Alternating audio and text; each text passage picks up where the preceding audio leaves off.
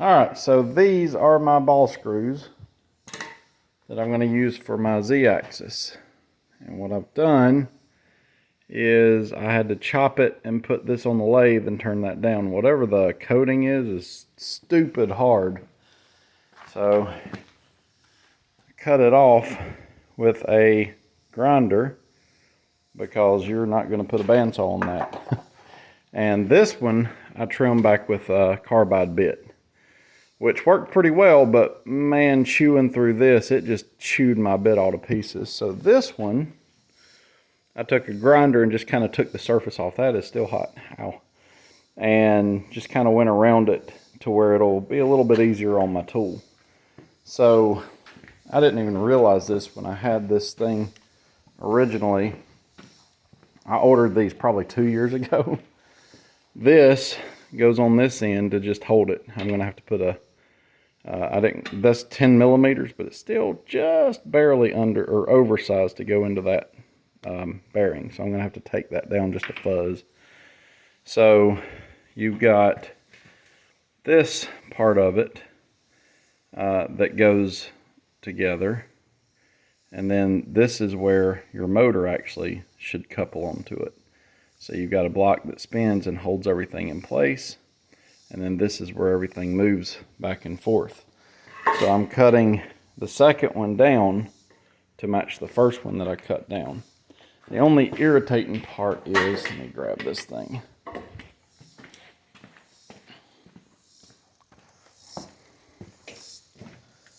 This thing sticks out the back, so it's just a little long. So my servo motors are actually going to stick out here. I've thought about gearing them down, put a pulley here and a small pulley here, and then have the motor in here somehow. I'm tired of buying stuff. I have spent a fortune on this stuff. And what's irritating is I have misplaced one of my stepper motors. So let's see what I do with that other one that I just had in my hand. Let me just show you what I'm talking about. So again, about 2 years ago, I bought all this stuff planning to do this, and I just haven't done it. So I have different stepper motors. When I bought them in kits, and they came with a driver. So you get a motor and a driver. These are closed loop. That's what this orange one is, versus an open loop, which is this one. So you can see the difference. This one has a place for an encoder, and this one doesn't. And then this motor versus this motor. So this one actually is going to have more torque because it's longer. The longer they are, the more torque they have, I believe. I think it's just because there's more magnets and stuff in there. This one has an encoder built into the back. So you see you've got 4 wires here, which is the same as that, although this one's a little nicer. And then you have a encoder port. So that extra port goes to these pins right here, and you see these don't have them. What's irritating is I have found all of these, and I found both of my drivers, but I only have one of these. I know I was originally going to use one of the NEMA 24s on this axis, but I can't find it. So I don't know what I did with it. It was in here somewhere. I don't know what happened to it, but I have figured out the way I'm actually going to do this. This plate, I know this is completely off the subject, but you see this plate is something that I plasma cut so I could bolt stuff up to the bottom of this, and then I made a mount here for this thing. So what I'm thinking about doing is maybe moving this way just a little bit. I don't know yet if that's what I want to do, but that's probably what I'm going to try to do. is make one of these, but put a bend in it that comes down to give me something for this to attach to, and then have a brace that comes up. So basically do away with everything you see here, but make myself a different way to attach this. So I've also got, there's a hole right here that I'll probably have to fiddle with some, and I'm probably going to just drill and tap these holes on this plate instead of having nuts. So but either way, this is my, there we go, oh shoot, is how I'm thinking I'm going to mount my servo motor. Hang on, bear with me. There we go. So it'll mount basically like that. But if I move all of that stuff, this can slide over to where that thing is interfering right there. So it can be directly under it and set it up to where it will slide to adjust the belt tension. So it'll slide left and right, essentially, like that. And then make a bracket similar to this one, but everything will, instead of these going the way they're going now, they would go this way. Or I may just take this bracket and put a sliding thingy, just mill 2 slots in it instead. That way that would allow it to slide left and right. So that actually takes care of this axis. That's done. Then I just have to figure out this axis. So I forgot I had 2 of these belts. But either way, I had a NEMA 24 closed loop motor somewhere in here. And the reason I want a closed loop is this encoder tells the motor if it's overstepped. So if it's gone, you know, if it's told to go 1,000 steps and it goes 1,005, this encoder will actually say, hey, you went too many steps, or you haven't gone enough steps, and it'll go ahead and push it on up. So I really want closed loop on the x-axis because that's what has to be super accurate. Everything else I can use regular open loop motors. So the r-axis, if it's a little off, I can always adjust it. It's not going to affect the accuracy of my parts. The left and right, I can of course adjust those as well. I also originally was going to use this controller. These are little cheap $35 boards, and it has, I think this is a 4-axis, so X, Y, Z, and A. So you've got 4 axes with this controller. This controller has 6, and I've got another one out there that's USB. This one is Ethernet. The reason I went with Ethernet on this one is supposedly you get less interference. And that would make sense for a milling machine or a lathe or something like that. And I may still use this for something, but the lathe or the press brake, I really don't care about the real-time stuff. So if there's interference and it causes it to skip just a little bit, that's really not going to affect the press brake. So I've got another one of these. It's the same exact thing but USB, but it has a 6-axis capability. What that's going to give me is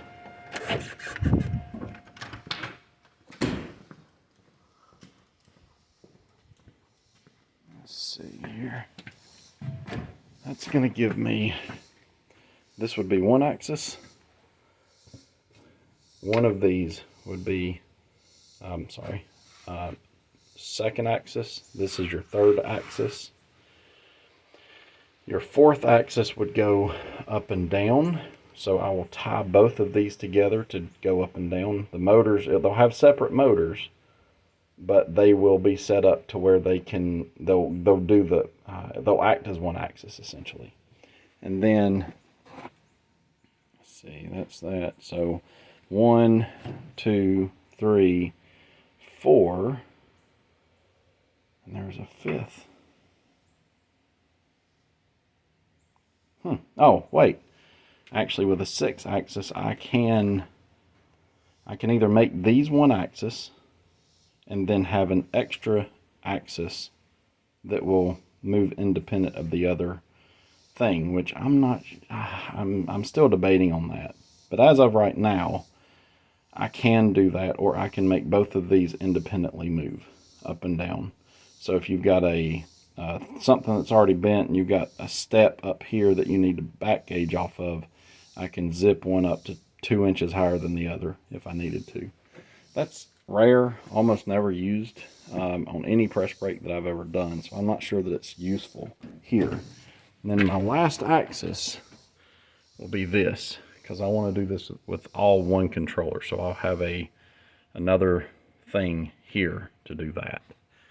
So anyway, that's my 6 axes. If I had 7, so if I had 7, then I could actually do a 6-axis back gauge and another axis here. Now another option would be do my 6-axis back gauge on the back and do something like this for my Y-axis. So this is a cheap one, but you've got a thing that slides back and forth. I actually got one on here. So you've got this, and of course the battery's dead. The batteries go dead on these things all the time. But this actually has a data port. If I can claw that open. Right there. That's a serial connection that actually goes out. You can export the data from this for your positional data.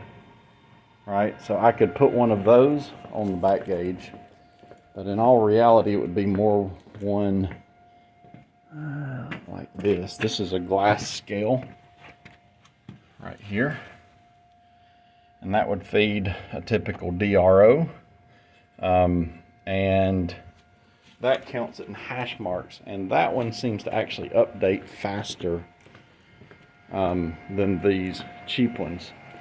The display on these lag behind quite a bit, and obviously you don't want it to go down to a certain point and then go back up. So I'm still toying with that, but that would actually give me the ability for a 6-axis back gauge. And I had, yeah, here's the DRO that I ordered.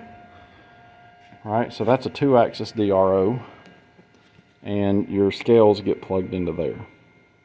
And I'm not 100% sure how all of that works, but you know, you can use those, put the data in something like an Arduino, and instead of having a switch, like a hard limit switch that actually moves it up, moves the RAM up and down, it would give me the ability to use positional data, feed it into an Arduino, and the Arduino do the actual positioning.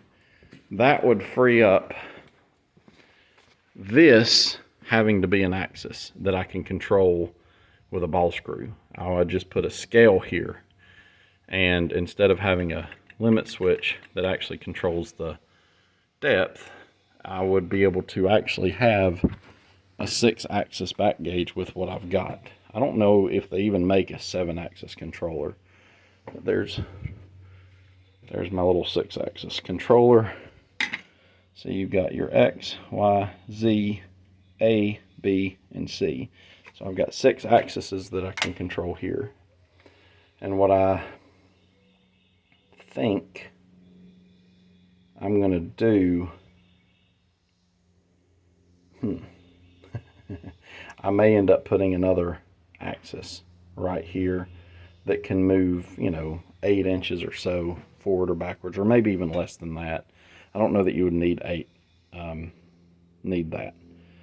But either way, you get the idea of how this works. Now, if I did that, what you could do, the reason you would want to be able to control this axis separately than this one. So if I want this, you know, normally you'd want these to be on the same plane. But what if you have a part that you need to put in and it's got a weird, a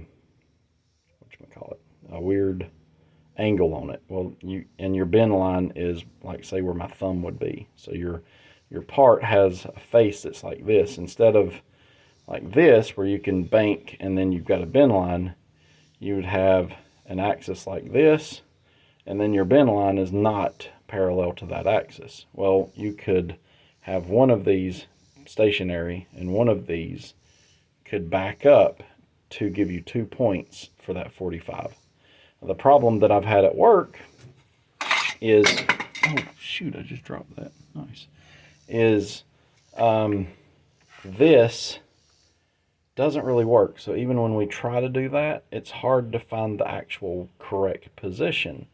So I can fix that, I think, by still allowing one axis to go back and forth, and then have this as its own separate axis. So both of these move, so I won't have the ability to move one up independent of the other. They would both be their own axis. Either way, this is a lot of work. And it's confusing. So I'm going to try to make a plate today to mount a dial indicator on, so I can get this adjusted in. I'm probably going to also find a way to drop this down, and because this is going to sit up more or less parallel with that already, and if I go with the higher tool, I need this to go a little higher. So I can actually adjust the height of this fairly easily, I think. And what I may do is make, instead of having an automatic up and down axis on either one, I may have a way to adjust the finger physically. So if I do run into that rare instance, I can actually come out here and maybe have 2 little screws that I can loosen and manually move one of these up and down. So I'll figure that out when I get to it. But anyway, I just wanted you guys to get another glimpse at what I've got going on here. So I'm going to go finish this part and put a groove for a C-clip, or whatever you call them, on this. And I'm going to take this one and turn it down as well. See, I've got to mimic that essentially here. So either way, hope that was of some interest. You guys have a good day.